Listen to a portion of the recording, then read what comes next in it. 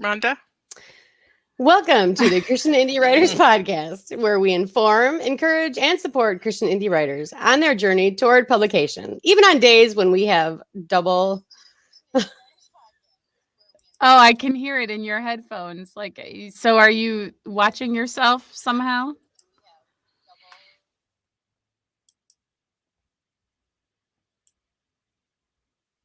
Well, sorry for that, everybody. I finally found it, and here we are. So let's start all over again.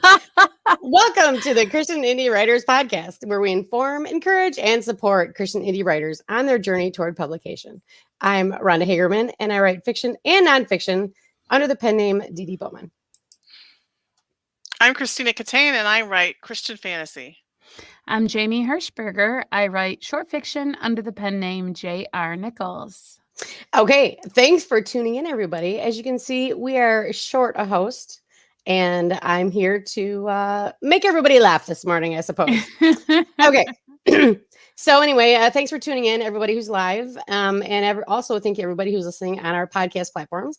So wherever you're listening or watching us, please hit like and subscribe and do all those little button pushy things. Also, we have a newsletter.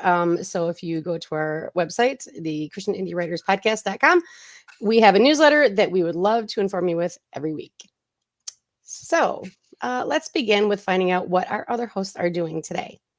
Jamie, what's up with you? Well, good morning to you, Rhonda and Tina, and good morning to all of our chatters. I see Piper and Liz and Gigi. Yay, it's been a while since Gigi was able to join us for the lives. My what's up this week, I'm going to continue with my Stoicism quotes and parallel them with the Bible, and I wonder if there be any opportunity for discussion here, because here is the quote. First, I will read you from the point of view of the perspective of the Stoic Marcus Aurelius. Don't allow yourself to be heard any longer griping about public life, not even with your own ears. And the Bible verse that parallels that, Philippians 2:14, do all things without murmurings and disputings. And it goes on in 15 to say that ye may be blameless and harmless, the sons of God without rebuke in the midst of a crooked and perverse nation, among whom ye shine as lights in the world. So I was kind of thinking about this concept all week and brought it up a little bit in the office hours. Do you ladies have any thoughts about how difficult or not it is to practice this? I have no problem speaking. Not speaking either. Oh, so like you're really good at holding in your complaints? Well, yes, until they overflow, and then I can't stop saying Until the volcano erupts. Yes. We have this little saying at our house, don't be an Israelite. And so that is a reference back to the Israelites when they were wandering around for 40 years in the desert, and they were griping and whining and complaining, and God was like smiting them left and right for doing it. So that's we try to remind each other in a nice way. You're being a little whiny right now. Yeah, complaining in general seems to be a habit. And it seems like also there can be entire relationships built off of complaining. Like, as I think about it, and sometimes you have that one friend where it's almost like you get together and you complain and they complain, and the whole thing is like a complaint fest. And the goodness or badness of that is really what was in question for me, because it's kind of like, well, at least you're containing it to just this one person that you're complaining all of your complaints to, and then maybe you get them out and then go away. But then I wonder if that just made me more prone to complain in other times, because the place where I'm at when I'm complaining about something is not somewhere that I feel good on the inside, right? Mm-hmm. And so I prefer the person that I am when I'm not complaining. And so it seems like a discipline to practice. There was a challenge one time to try to go 20 days without complaining a single time. Do you all think that you could make that challenge? I would have to Rhonda- research the definition of complaining and find out exactly what qualifies and what doesn't. Right. Look And it for does a only count when loophole. you say the complaint out loud, or if you're complaining inside, does that count also? Yeah, I would say looking for a loophole means that the challenge might be something beneficial for a person. Yeah. And I mean, there's lots of scriptures about having an attitude of gratefulness and a thankful heart and all that stuff. So, Oh yeah, gratitude has really pulled me out of the pit of despair on occasion. Yeah, that's a good strategy. I suppose if you are tempted toward complaining, you can maybe instead voice something to be grateful for. I don't know. I fail miserably at it. I'm not trying to be on a high horse. Just wanted to let y'all know that's what I was thinking this week. So, what's up Yeah. with you, Tina? well, it's been kind of a crazy week at my house. I got a lot accomplished, but not a lot of it was on my book. Put it that way. So there was just other stuff going on that I had to take care of, and so I've just been plugging away at trying to get some of it done. Yeah, some life stuff, huh? Yeah, life stuff, and the holidays are coming, and I have stuff going on. So sometimes when I tend to have a one-track mind. This is my problem. I have tunnel vision. I get focused on one thing, and I kind of obsess on that thing, and then other stuff doesn't get done. That's my problem. Mhm. So this other stuff that wasn't getting done needed to get done. I have kind of the same thing. Our Clifton strings are so close, Tina, that you and I can relate on a lot of things. And since doing the Clifton strings, I guess this will be my what's up.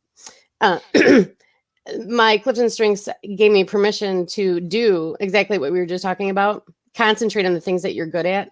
And then it made doing the things that I don't like easier to do, because I had permission to finally obsess over things like that, like you're talking about, but I was able to contain it into time frames more. Right. And that Yeah, was like all instead because of the of- Clifton strings. Yeah, like seeing it as a strength frames it differently than seeing it as something that An is wrong with indulgence. you. Yeah. Jason has joined us. Good morning, Jason. Good morning, Shell. Piper says her what's up. She's back from Vegas and trying to regroup. So much info, like trying to get a drink from a fire hose, trying to figure out her book 4. Magnificent Midpoint would help. Well, she's letting us know what our topic today is. She also likes Don't Be an Israelite, Tina. And Liz Henderson says she'd fail the 20 days of no complaining challenge. Hi there to Leah. Piper says she thinks not speaking a complaint would be a good first step, even if you hear it in your head. And then Leah says her what's up is she's ending one project and beginning another. Awesome. Isn't that what life's all about? Mm-hmm. Okay. Another thing life is all about is this podcast. So let's talk about today's topic. And that is from murky middle to magnificent midpoint. So which of you ladies would like to tell us what do we mean by a murky middle? Go ahead, Tina. It's just that part in the middle of your story where you just feel like you get bogged down and it's not going anywhere, and maybe you're going off on rabbit trails and it just feels murky. Okay. Yeah, I mean, I think it kind of, when I think of it, it's like if you picture your writing the novel as a journey, it's kind of the dark and gloomy part of the forest that you must traverse, where you can't really see too far in front of your face. And that's how it feels mentally in your head. Like you're just not sure if you take the next step forward, are you going to fall down a hole? So you're a little bit afraid to take that step. And in fact, sometimes you're not even sure which direction to turn. Okay. So can either of you tell me a story about when you've had to deal with murky middles in your novel? Or any Well, story, any type of writing? every time. Well, the one that comes to mind for me is when I first did Nano, when I started writing my novel, and like I had just 100 and some thousand words of just rambling stuff that was happening. Like there was a lot of stuff happening, but there really wasn't a story there. So that whole thing was kind of murky, but especially the middle. Because I was used to writing short stuff, and so having to drag out a story into 80,000 words to me was like, okay, I'll just take the silly putty and stretch it, right? Mm-hmm. Instead of adding to it. So that was the problem I had. Okay. Yeah, and Do you, Tina, I remember when you were talking about Lost and you had to have her go literally on a journey and you were just like, she's got to spend all of this time Mhm. walking from here to there and I've got to fill that time, right? mhm.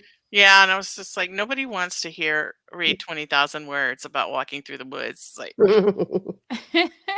So, Tina, are you saying that your first step was to add something then to your outline or yeah, novel or? I had to have a story, and I had to have something motivating my character, and so she had to have some reason to be doing what she was doing other than, she was just walking through the woods. Okay. Jamie, do you have a similar story? Sort of, yeah. Although I did not recognize it as being stuck in the murky middle at the time. I just had my people literally hanging around talking to each other in the woods. Funny how both Tina and I had people in the woods.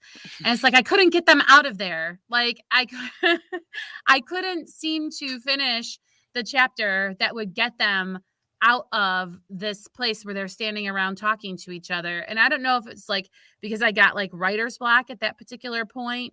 It wasn't like I didn't really know what to do. It was just I couldn't finish that part of the story. And it was a very bizarre feeling. And then to have this label of calling it the murky middle somehow made me feel less alone Mhm, and yeah. made me realize it's very common to authors. Okay. Well, since Jen's not here, let me speak for her right now then. So I know when she has issues with the center of her book, she does things for her characters like, I don't know, throw on birthday parties or do really nice things for them to make them really happy and stuff like that. Is that correct? Am I? No, Rhonda. Oh, oh. That's She's the never Yeah. mean to her characters in any Oh, way. yeah. You have to be mean to your characters, Rhonda. No. She never Well, kills We're anybody gonna have an off. intervention for you. They don't work. yeah. So that's really good because this gets into ways that you can avoid the murky middle, keep yourself from getting there, right? Mhm. And Rhonda's being tongue in cheek because Jennifer's note in our outline here very clearly says, hurt your characters. And we're supposed to talk about the fact that the midpoint of your story should be, well, at least when you're writing romance for sure, something catastrophic or a disaster, or if it's not bad, it needs to at least be life-changing. An example of something, maybe a baby being born, that isn't necessarily a bad thing, but something happens to really shake up the status quo of your book. So my Tina's people who are walking along through the woods, maybe someone does fall down a cliff, and then suddenly you've got a chain reaction point. So this action or incident happens, and because of that, and because of that, and if you think of an incident and then you can tack on because of that, well, that will get you kind of rolling and hopefully get the words going again, right? Right. Right. Okay, so basically, to put this into terms for writers instead of readers, one way to put it would be the character needs to be broken out of a reactionary state, and they need to start proactively looking for a change. So that is the whole point of hurting your character at this point in the novel. So there's been an inciting incident that they've been reacting to for a while. And now it's time for them to start, like I said, proactively changing themselves or the situation. Wow, that's really helpful. You just totally stole what I was going to say. Oh, I'm sorry. That's okay. I like thinking about that, though, because it's almost like you're looking at your character and you're saying, so what are you going to do about this? Right? Instead of just throwing things at them to see how they respond. Yeah. You're sort of challenging. Yeah. Yeah. Times for reactions are kind of over in general. And now it's time for them to take charge of their story, literally. So Piper said, "Oh, Rhonda, that's what Joe Nassis taught in Vegas." Oh, well. And I actually have his little graphic from his class in front of me.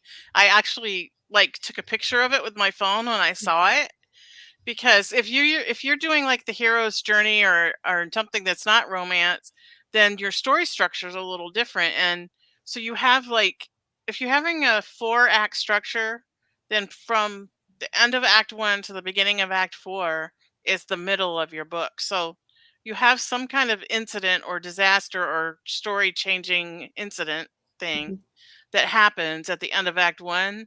And that's what that thing that happens is what Rhonda's talking about, that the character is reacting to. Yep. So they're running around emotionally reacting to whatever it was that happened. And then at the midpoint, there's a world shattering thing that changes their perspective. Either they suddenly understand who their enemy really is, or they understand what it is they need to do, or they think they know who did it, like in a mystery. And so then from then on out, they're proactive, like she said, and they're acting towards accomplishing that goal, and with several failures. Like they'll try something and fail, try something and fail, try something and fail. And then the tension is slowly building until you get to the beginning of Act 4, where is the final disaster or world-changing event or whatever you want to call it, that takes them to the end of the story. So if you have that kind of structure in your story, that's going to help eliminate that. Yep. So basically what happens is, instead of them focusing on all the external action coming at them all the time, they have finally gone internal, and they see themselves in a different light than they had seen before. So that's where it used to confuse me about, well, the external and the internal, how I was just confused about that. Anyway, hearing it put like that to me made sense finally. Yeah. Yeah. And it was really good about the ratcheting tension, so that when you get to that final disaster, the tension has built up to the point where you think you can't go any further, and then something happens that really sends it into the stratosphere. When I hear all of that, and I think to myself, wow, that's great and everything like that. But then if you're writing something that isn't as epic as, say, The Hobbit or whatever, ratcheting tension in somebody's mundane, like Joe the banker, okay? It seems like it would be really hard to actually come up with those ideas. Like, what could possibly ratchet up tension in the life of Joe the banker? You know what I'm saying? And There's so a run on the bank. Well, see, now it's starting, Tina, like a brainstorming session. Like, she immediately blurted something out. And I think that good advice is to go ahead and consider every idea. What Tina just said, write down any idea that comes to you. It's never, ever a waste to sit down and do this sort of work, because you're training your brain to reflexively give you the ideas the next time that you're stuck. So if you're not writing something where, well, you could just drop a battle in the middle of it, you can just, have someone be poisoned, excuse me, because that's not your genre. Brainstorming is your friend, I think, at this stage of the game. Our chat's been super active. If Jen was here, she would say the what if questions. What if questions? She would write down a whole bunch of what if questions and pick one. Yeah, one or more. Or more, yeah. The chat's been super active. Leah says she's 11 books in, and the murky middle still feels like the swamp from the never-ending story. Yes, I like that reference. I love that movie too. Yeah. Piper says she's read the recommendation. If you get stuck, ask yourself what could go wrong. There you go. That's a what if question. And Liz Henderson says she's really bad at hurting her darlings, let alone killing them. That is how Rhonda feels, Liz. You guys are simpatico. Let's start a support group. Yeah. I had to kill my character today. And then Cindy says the first big change makes them react, but they're all emotional and unfocused. So the middle should give them something to focus on to fix the issue. Yes, that is excellent. I'm sorry, who wrote that? Piper. Yes, Piper. Okay, so I'm so glad you went to your thing last week, Piper. I just feel like you're going to be a fount of information coming up. Okay, so this is a great place to talk about how when this thing happens, it needs to be something that will cause your character to get rid of a layer of themselves. Because the whole point of the story is the character arc. And so your character is supposed to be growing through the novel if it's not a tragedy. When the story started, there was something that your character believed in, someone that they loved. It was some sort of a security blanket that they had. And it wasn't something that could sustain them through life because it wasn't true security. So the incident that happens needs to be something that gets rid of that and replaces it with something that is scarier for this person, but more helpful or important. Does that make sense? Yeah, that's really useful. And that's the kind of thing that used to sort of trip me up again with Mr. Mundane, right? But I feel like as I've gotten just written more and gotten better with the craft or whatever, my characters, I know them a little more and they have more depth and these things are kind of easier to spot. Leah says a good tension for a normal life scenario is that someone has a bad attitude or maybe they overhear a negative conversation.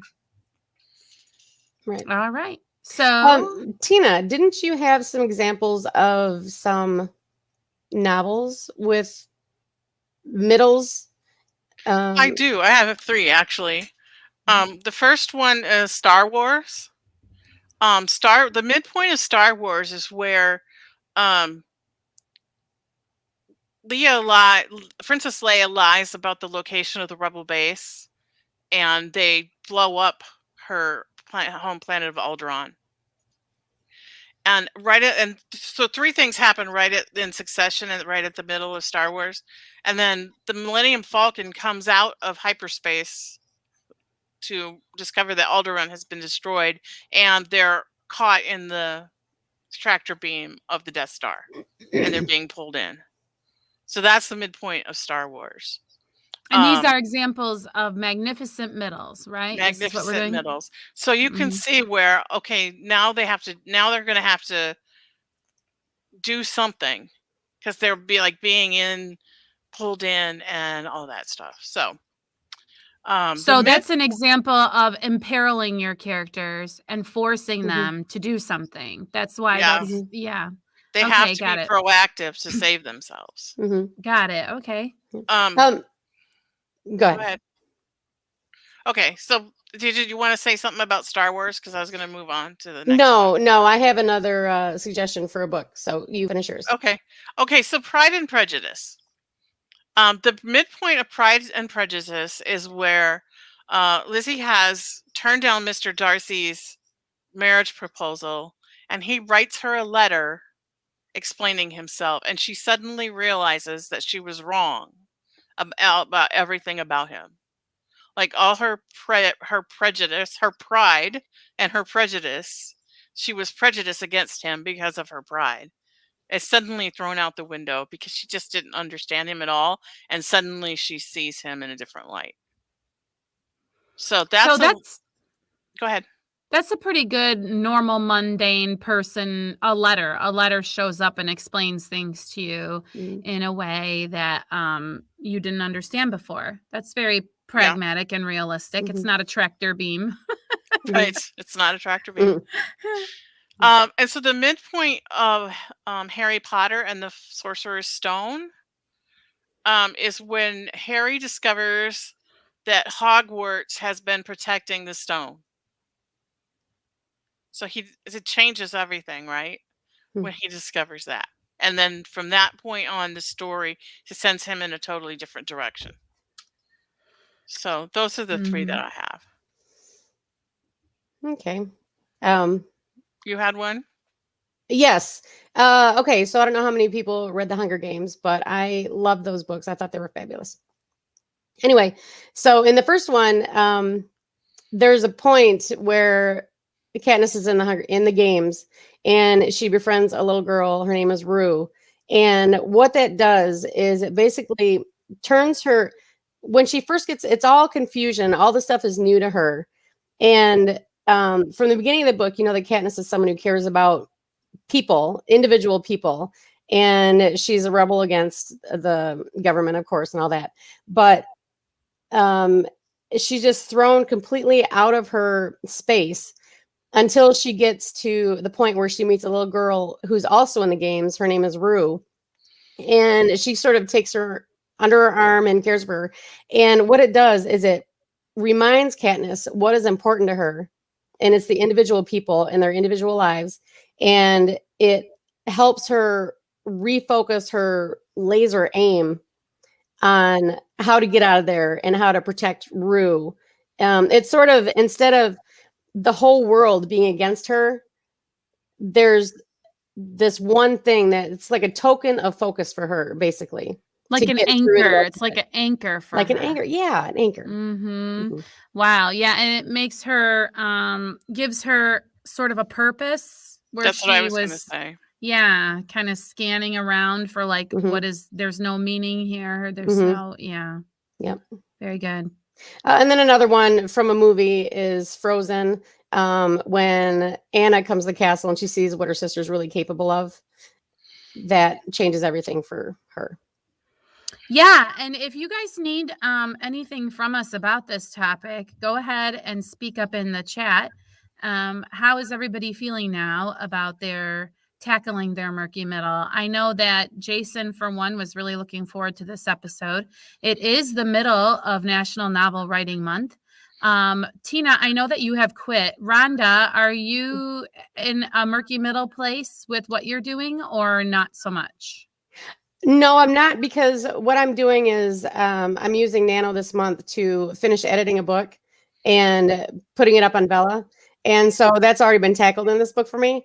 But I do have one percolating in the back of my mind. And I just, when I was talking about Hunger Games, I just had a thought for one of them.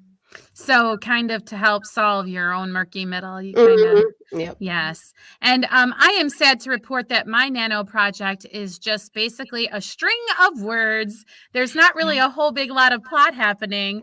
But then I think it's because I am a pantser, and that's just kind of the nature of pantsing, is that you don't have an A to B that you're really heading toward. And so the whole thing is sort of a murky middle. I'm feeling my way through the whole shebang of it and just getting out those daily words. But I'm wondering if anybody in the chat is having any trouble with their murky middle and could use a suggestion. Liz Henderson is saying, have you heard of Save the Cat? One of the beats is the midpoint turn. Rhonda's a big Save the Cat fan. Yes, that's what we based our workbook on, was the Save the Cat beats. And yeah, I just love the way that he lays that out, and you don't miss any of the points that you have to have in your book if you follow along. Great. And that's a great resource. It is. Piper says this will give her the guidance for plotting, or her version of that, which is just to give herself landmarks to drive toward. Yep. I like that. Okay, good. That makes me happy. Okay. Should we move on to our feeding of the backs, or do you have anything more to say about this topic? No, I don't think so, unless something comes up in the chat. What about you, Tina? No, I think that we're Jason has something to say here. Let's see what he has to say. He says, I've been struggling with mine, been working on the outline for my book, also trying to make sure I have the right spot as the middle. Oh, okay. So if Jason writes fantasy, doesn't he? Mhm. Like knights I and believe castles so. kind of stuff. So, do you guys know what kind of a thing should be his midpoint? I think he was saying that there was some kind of a people who don't know if they love each other-ness. So if I don't that's the remember. case, if it's a romance, this is supposed to be the point where it looks like things are the bleakest and darkest. They will never, ever, ever be able to be together. Yep. Right? Yep. Either the mentor wizard has just died or abandoned him in some way, or He just discovered that it's up to him to kill the dragon or everybody's going to die. Yeah. Kind So of I guess, stuff. right. What is the most critical thing that will happen? That should be his midpoint. Is this what we're saying? The most impactful decision, the most important change, the most earth-shattering moment of the story. That forces him to act in some way. Yes. Forces him to take action. I hope that helps, Jason. That's all there is to it. That's all you got to do. Yeah, EST is pie. Yeah. I want pie. Oh, that sounds really good. Okay. All right. Well, then let's move on to the feeding of the backs then. I know I did not get to my murky middle. Let's find out if the other ladies did. So let's see. Tina, why don't we have you go first today?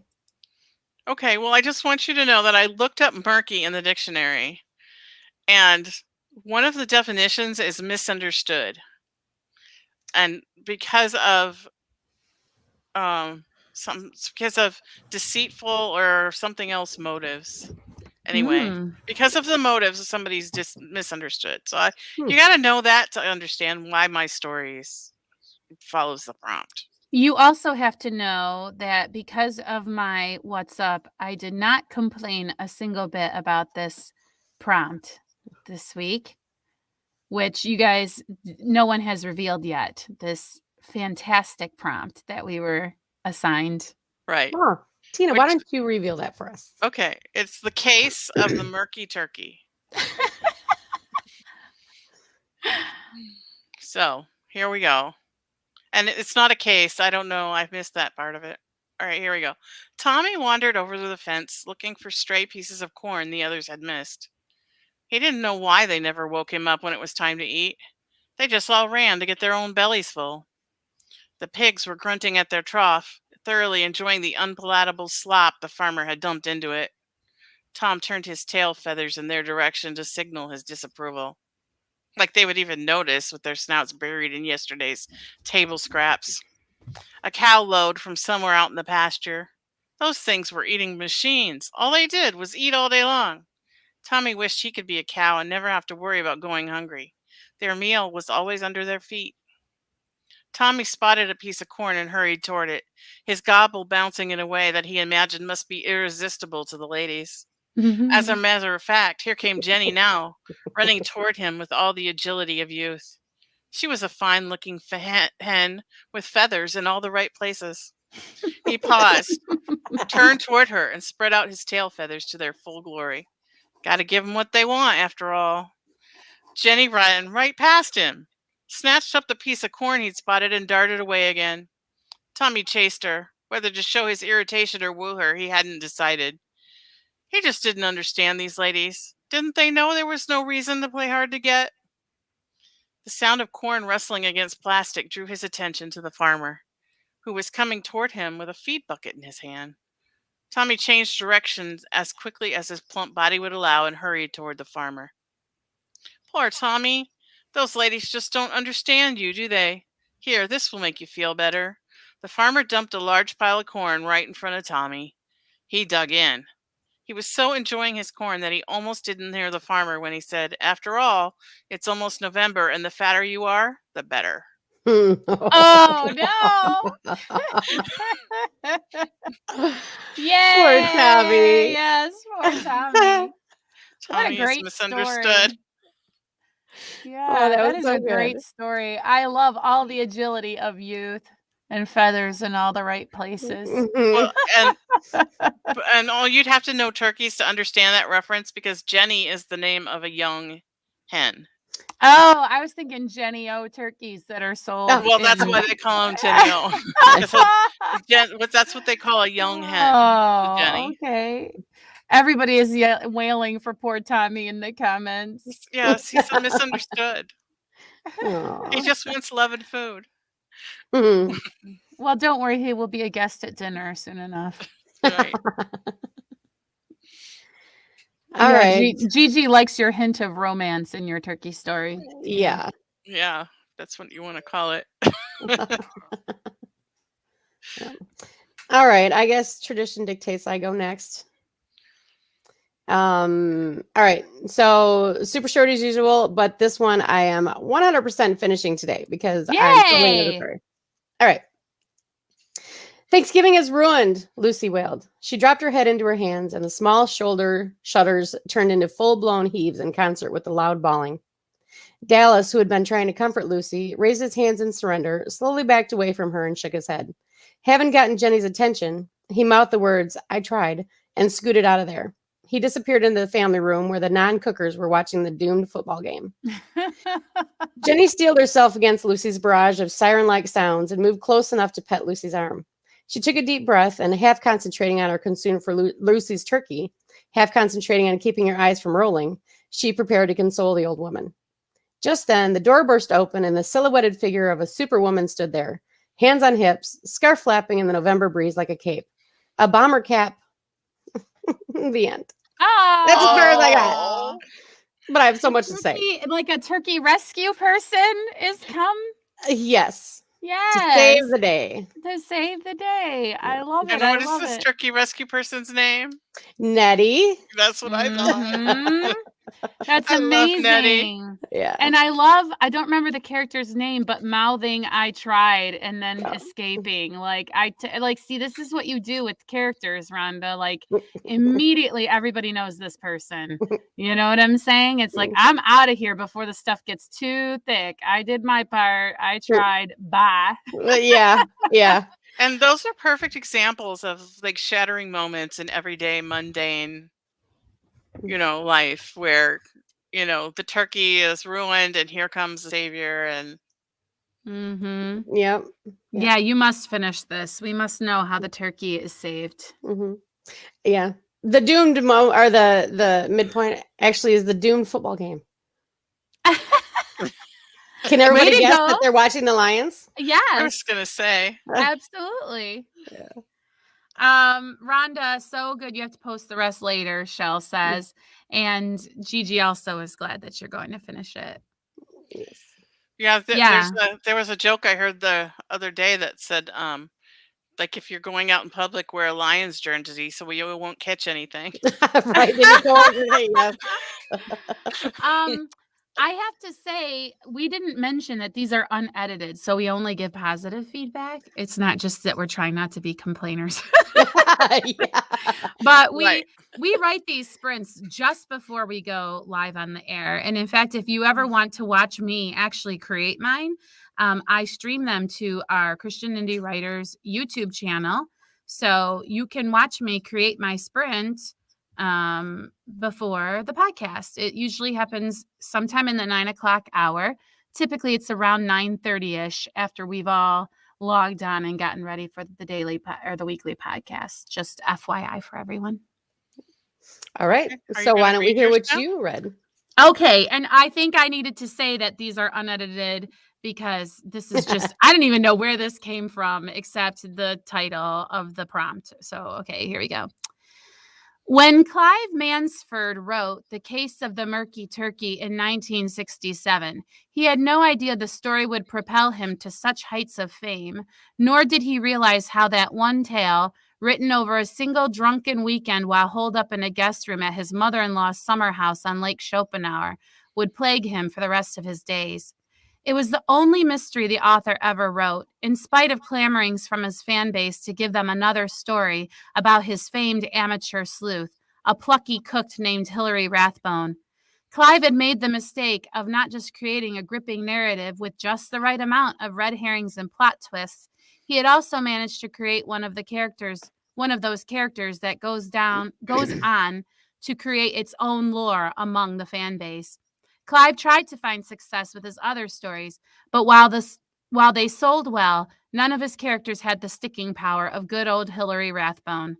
So bad did things get regarding dear Hilary Rathbone that Clive got a question incorrect on a trivia game about the character while participating in a contest at his local pub, and was mocked endlessly about the faux pas in the rags the following week. Clive hated Hilary Rathbone, even more than he hated his third wife, who had somehow managed to coax him into his nuptials with the premarital agreement still unsigned and in its plain white envelope in Clive's desk drawer. In fact, next to this plain white envelope sat another, in which the sequel to the Turkey book sat, and in which Miss Rathbone suffered a long and torturous death inside an industrial-sized meat smoker. On this one particular afternoon, Clive was sitting at that very desk, ruminating over this very manuscript, debating once again whether or not he should send it to his editor for a look over. He knew what he would be doing by releasing the book. He would once again have the thrill of seeing his name appear at the top of the bestseller charts, would once again delight at seeing copies of his book being read on the train and in the local coffee shop, but he would also become the most hated man in the world. Hadn't his experience after the trivia show taught him the public could be quite cruel? The phone rang. Clive here. Clive, it's Jerry. Clive's editor, Jerry McGroodle, spoke with a crisp, efficient manner. I was wondering how you were doing with the new thing. Didn't you say it was another mystery? Clive bit his bottom lip and glanced with guilt at his typewriter, from which protruded a half-typed page not even Clive cared enough about to remember. Jerry, I was wondering if it was time to revisit the world of Hilary Rathbone. Clive tried, and the reaction was as explosive and instantaneous as he had expected it to be. Clive, my boy, I can't believe this tremendous news. I will get word out to the papers immediately. Through my side channels, of course. Nothing as tacky as a direct quote. Then another Hilary Rathbone book is in the makings. How soon do you think you can have it done? Well, now, Jerry, I don't want you to go getting all excited just yet. Oh, come on, Clive. She's your most developed and beloved character. She'll be a cinch to write. Jerry felt his lips pressed together in the way only comments such as this from non-writers could make happen. How could Jerry possibly know with what ease or complication Clive might complete another murky turkey-type saga? The fact that he was completely right was irrelevant. Clive had banged out the trifling thing in a matter of hours. Jerry, I've killed her, he blurted, as punishment for the remark. Oh no, Clive, you can't. It's too late. Stick a fork in the old girl. She's done. Literally, having been barbecued on a gigantic carousel inside an industrial smoker. No, Clive, I mean... Jerry fell silent. So quiet did the line go, in fact, that Clive was sure there must have been a disconnect. Hello? I'm here, Clive, and I'm thinking, perhaps this might be the best news I've gotten all day. You mean you like the idea of killing off your cash cow? Well, to be honest, Clive, old boy, and time was like way more than up at that point. The ladies had to text me and say, time's up, Jamie, because I had muted my microphone. So I got an extra couple of minutes. Sorry about that. You're welcome to them. I love this. Gave her 5 more. I know. From your opening statement, like there's so much good stuff all the way through this. Oh my gosh. Okay. The thing about the prenup still being folded and not even taken out of the envelope in his desk says so much about that relationship and the whole dynamics there. Oh my gosh. I love the story so much, Jamie. Oh, thank you. What I want is to read this mystery with Hilary Rathbone. That's what I want. It's so nice to just vaguely reference the best book ever written and not actually have to write it yourself. Isn't that lovely? Yes. But you gave us enough that it made me want to read it. Yes. Like, I was like, oh, I want to know who this Hilary Rathbone is. Yes. Piper wants to know what was the ending going to be. And if I know Clive, it was going to be something about him being like, I can't believe these people are actually going to love me for killing this person after all of that. Do you know what I'm saying? It was probably going to be some kind of a like, I'm a broody writer and you can't stop me sort of a thing, because he seems to me to be sort of that bent of a person. Just FYI. Mm-hmm. Awesome. That was really good. Thanks. And is that a real lake? What was the name of that lake again? Lake Schopenhauer. I don't know. Yeah. Schopenhauer, I think, is a conductor or a musician, like he wrote. Oh no, I got that name from Life is Beautiful. Schopenhauer was teaching him how to hypnotize himself. So I don't even know who Schopenhauer is, but that word popped into my head to call it Lake Schopenhauer. I feel like it's in upstate New York somewhere. Mm-hmm. That's great. Right. I want to go to Lake Schopenhauer. I want to read about Hillary Rathbone. That's all. Yeah. That's all I have to say. Yeah. Jamie, if you want to just take the last 15 minutes and just dictate the rest of the story for us, that'd be fine.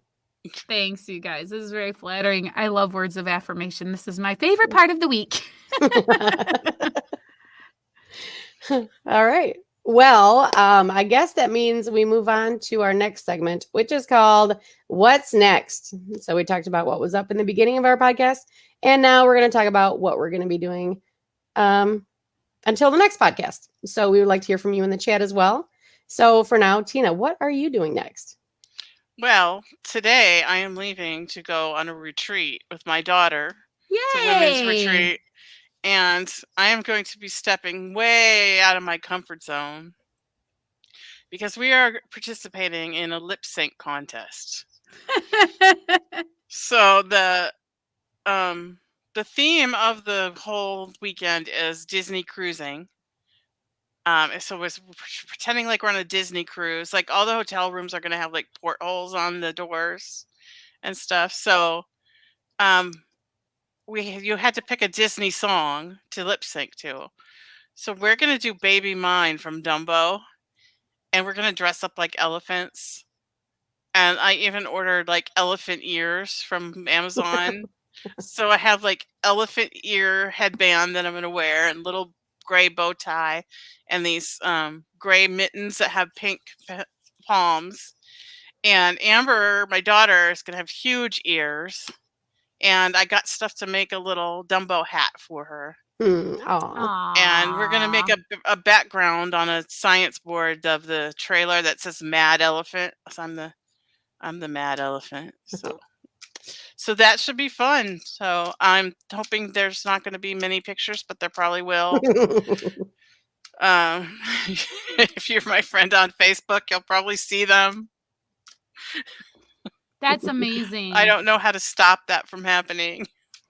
I am very excited for you, and I love that you're going to be spending time with your daughter.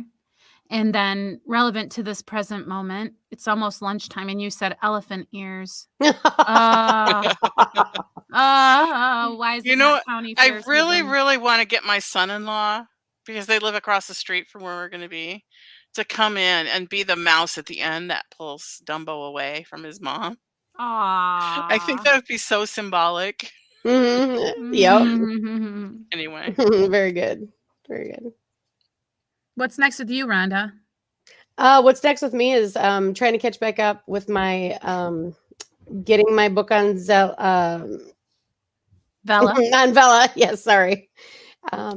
So I got a little bit behind in the last week or so, but I'm not terribly behind, and I am totally able to catch up. So I'm going to spend probably most of tomorrow trying to catch up, and then next week I'll be able to say, hopefully, that I've got the whole entire story up on Vella. Yay! And it's Dee Dee Bowman. Yep, Dee Dee Bowman, and the name of the story is just look for the big Z in the cozy mystery section. That's awesome. Jason says his what's next. He's going to be tackling the middle of his story this weekend. I now know that I need to go a little farther in the story before I really am in the middle. Yay, we helped him. Hooray. That's awesome. Liz Henderson, what's next? More nano drafting. And I should start thinking of Christmas gifts for my family. Oh my goodness, that is right around the corner, you guys. A new novel. Oh, yes. Piper Everybody's getting money at my house. Ooh. Yes. Piper says next, brainstorming landmarks for the work in progress, waiting for COVID test results. Vegas had some victims, so she's being cautious and making pies for next week. And then Shell says, Nano and Turkey Day prep. Is there a podcast next Friday? Yeah, that's a good question, you guys. Are we doing next Friday with that? No, that you guys...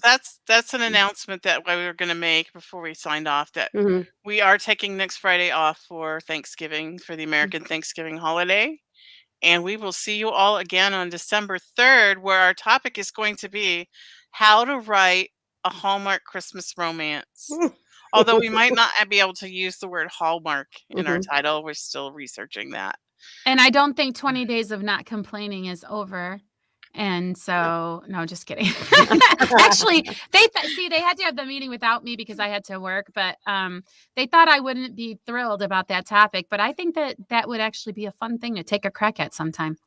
Piper says, Tina, it sounds adorable, and she hopes that there are pictures. Me too. I think it sounds really cute. You should even pose for a picture. I'd like to see you in your elephant ears, I'm the sure non-delicious variety. There's also pirate night. So I have a pirate outfit. So they might be seeing that too. You're a great All person right. to bring at parties like this. You're really into it. Normally I'm not. I'm trying to be a little more out there. Good for you. Yep. That's awesome, Tina. You've made some really great changes this year, and you're great. You're awesome. Thanks. Shell just solved our problem. She said substitute cheesy for Hallmark, and we're all set. There we go. Yep. Okay, Jamie, what is next for you? Well, my writing career is really I'm very scattery, but I am maintaining my NaNoWriMo goal of writing every single day. I've written at least 1667 every day. Yay for me. And I've shown up for the podcast. Yay for me. And I've shown up and sat my butt in the chair from 10 to 12 every day. Yay for me. I am scrambling to get my website caught up. www.writingshorts.net. You heard the short story that I wrote as a sprint today. The actual text of that sprint will be posted there eventually, but every sprint I've written for the podcast is posted over there. So if you want some free short stories to read, if you want to see what my unedited pieces look like, I post them right over there. I don't do any changes or fixes. And also the links to watching me write them live are there. If you go to writingshorts.net, you can also get a free copy of my book, A Knight's Gift, while that is still the freebie that I am giving away. So go on over there and subscribe to the newsletter, writingshorts.net. And thanks for your support. All right. Well, do we have anything else to say before we end the podcast? Did you do your what's next, Rhonda? I did. It was very short and sweet. Oh, okay. I missed it. She's going to get the rest of her book up on Vella. That's right. Mm-hmm. I didn't miss it. I just forgot. I'm getting old. I'm getting to that age where you turn around in the kitchen to get something out of the cupboard and you forget what you went to get. I think what's next for Jen would be to get all excited about the upcoming romance episode that we're doing. Mm-hmm. I think that she's probably excited, and she's probably going to be doing even more Christmas decorating because it is getting to be the most wonderful time of the year. Yep. For sure. Yeah. All right. Well, I guess that concludes our podcast for today. Thank you to everyone in the chat for joining and for talking along and adding to our podcast today. We appreciate all of you, and we will see you again next week. So, or not next week, 2 weeks. Oh, that's right. That's right. Here's our announcement. No podcast next week. So 2 weeks from now.